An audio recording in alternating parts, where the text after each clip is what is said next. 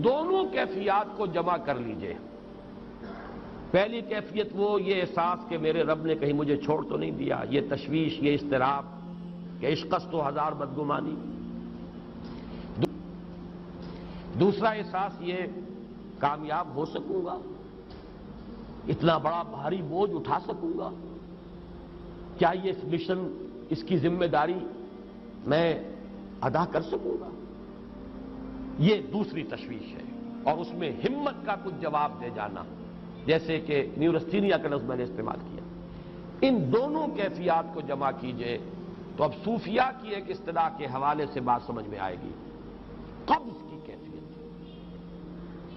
شدید قبض کی کیفیت تھی محمد الرسول اللہ صلی اللہ علیہ وسلم پر، جس میں کہ یہ سورہ مبارکہ نازل ہوئی ہے آپ کی دلجوئی اور تسلی کے لیے۔ اس کے لیے ذرا تھوڑی سی وضاحت مجھے کرنی پڑے گی۔ دیکھیے، انسانوں کی اکثریت تو ان پر مشتمل ہے جو بے حس ہوتے ہیں اور غبی ہوتے ہیں، جو ہو جائے ڈھیٹ انسان، کسی چیز کی کوئی خاص، بس اپنی فکر ہے، اپنے بطن اور فرج کے تقاضے ہیں، مال جمع کرنا ہے، اس سے آگے کوئی اور فکر نہیں، کوئی سوچ نہیں، کوئی احساسات نہیں۔ کسی کے دل پر کیا بیت رہی ہے ہمیں کیا، وہ جانے۔ کوئی بھوکا ہے ہمیں کیا۔ ایک وہ کیفیت ہے کہ قافلے کو دیکھ کر آئے قبیلے کو، اور حضور صلی اللہ علیہ وسلم کی کیفیت وہ ہو گئی جس میں کہ حضرت خدیجہ رضی اللہ تعالی عنہا نے وہ قدم اٹھایا۔ ایک یہ کہ ہوا کرے، ہم کسی کے ذمہ دار تو نہیں، لا ابالی، جیسے آ چکا ہے پچھلی صورت میں، من بخل واستغنی استغنا۔ ان لوگوں کو چھوڑ دیجئے تو ایک اقلیت انسانوں کی ایسی ہوتی ہے جن کے لیے میں دو لفظ اب استعمال کر رہا ہوں، ذہین اور حساس۔ ذہین اور حساس لوگوں میں قبض اور بسط کی کیفیت، یہ مختلف سائیکلز ہیں جو آتی رہتی ہیں۔ کبھی طبیعت میں پشمردگی ہے، دل بجھا ہوا سا ہے، کچھ نا امیدی سی ہے، خود اپنے اوپر اعتماد کی کمی محسوس ہو رہی ہے، مجھ میں صلاحیت نہیں ہے، میں کچھ نہیں کر سکتا، اب تک جو کچھ کیا بھی ہے، امنگ بھی ہے، امید بھی ہے، روشن پہلو نظر آ رہے ہیں۔ قبض کی کیفیت میں تاریک پہلو نظر آتے ہیں، مایوسی کے پہلو نظر آتے ہیں، پیسیمزم کی کیفیت۔ اور یہ جو بسط کی کیفیت ہے، اس میں روشن پہلو، دیکھو یہ بھی تو ہے نا، آخر یہ بھی تو ہوا ہے، اور بھی ہو سکتا ہے، آخر اب تک میں نے یہ کام بھی تو کر لیا، آگے بھی مشکل آسان ہو سکتی ہے۔ یہ دو کیفیات ہیں قبض اور بسط کی، جن کو کہ صوفیاء کرام نے یہ اصطلاحات، یہ عنوان دیے، قبض اور بسط۔ جتنی انسان کے اندر حساسیت کی کیفیت زیادہ ہوگی، ذہانت زیادہ ہوگی، اتنا ہی یہ جو ویوز ہیں اس کی ایمپلیٹیوڈ زیادہ ہوتی ہے۔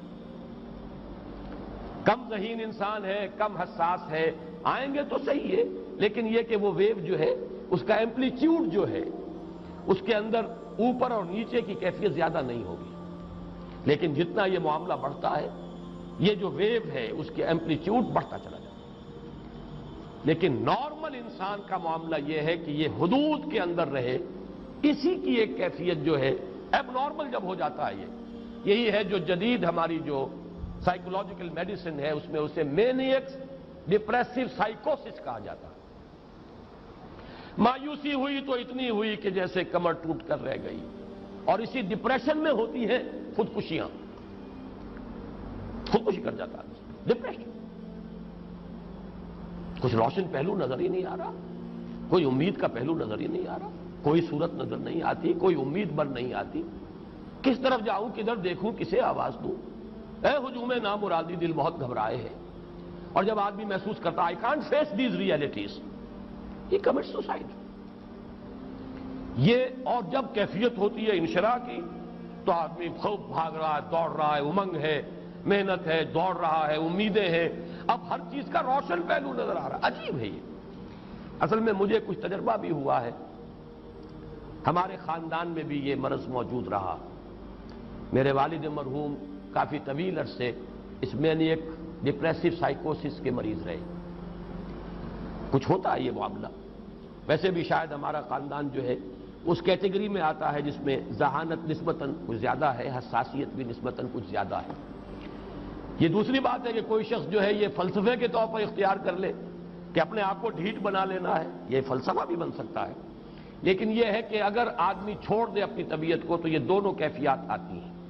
انہی کیفیات میں اگر یہ جو اپورڈ اینڈ ڈاؤنورڈ موومنٹ ہے یہ ایک حد سے نکل جائے تو یہ بیماری ہے مینیک سائیکوسس، مینیک ڈپریسو سائیکوسس۔ اس میں جب آدمی ہوتا ہے وہ اپر کیفیت میں تو اس کے اندر بڑی عظیمت ہے، روشنی ہے، امید ہے، لوگوں سے گفتگو کر رہا ہے، حق بول رہا ہے، خوب جو ہے محفل کے اندر، اب وہ محفل میں اسے دلچسپی محسوس ہو رہی ہے اور اسے ہر چیز کا روشن پہلو نظر آ رہا ہے، خود اپنے وجود کا بھی روشن پہلو، دوسروں کے وجود کا بھی، دوسروں کی بات میں سے بھی وہ اچھا پہلو تلاش کریں گے، وہ برا پہلو تلاش نہیں کریں گے۔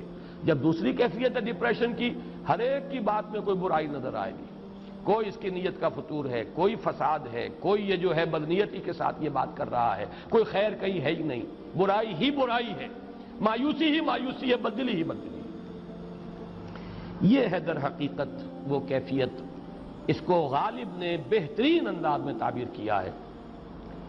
ذہین اور حساس انسانوں میں ان کی جو ترقی ہے وہ انہی مراحل سے ہو کر گزرتی ہے، اور ہر ڈپریشن کے بعد، ڈپریشن میں اس لفظ سینس میں استعمال نہیں کر رہا، یعنی بیماری کی حد تک پہنچنے والی ڈپریشن نہیں، صرف قبض کی حد تک پہنچنے والا معاملہ۔ ہر قبض کے بعد جب بست آتا ہے تو آگے ترقی ہوتی ہے، جس کو آپ کہتے ہیں بائی لیپس اینڈ باؤنڈس، آدمی جو ہے چھلانگ لگاتا ہے، گویا کہ ایک درجہ جو پہلے تھا اس سے آگے درجہ انسان کا جو ہے اس سے بلند تر پوزیشن پر انسان پہنچتا ہے۔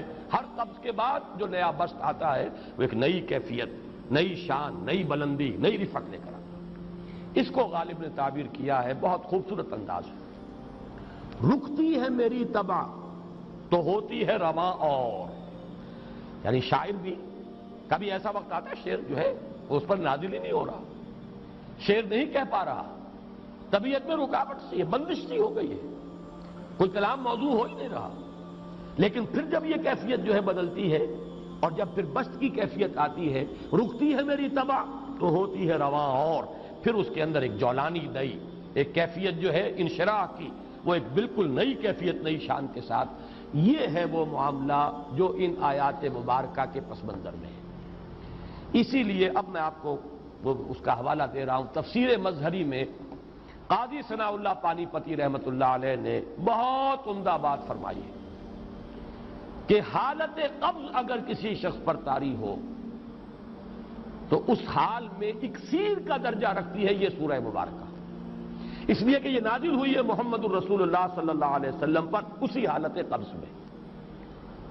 وَالضُّحَىٰ وَاللَّيْلِ إِذَا سَجَىٰ مَا وَدَّعَكَ رَبُّكَ وَمَا قَلَىٰ وَلَلْآخِرَةُ خَيْرٌ لَكَ مِنَ الْأُولَىٰ وَلَسَوْفَ يُعْطِيكَ رَبُّكَ فَتَرْضَىٰ أَلَمْ يَجِدْكَ يَتِيمًا فَآوَىٰ وَوَجَدَكَ ضَالًّا فَهَدَىٰ وَوَجَدَكَ عَائِلًا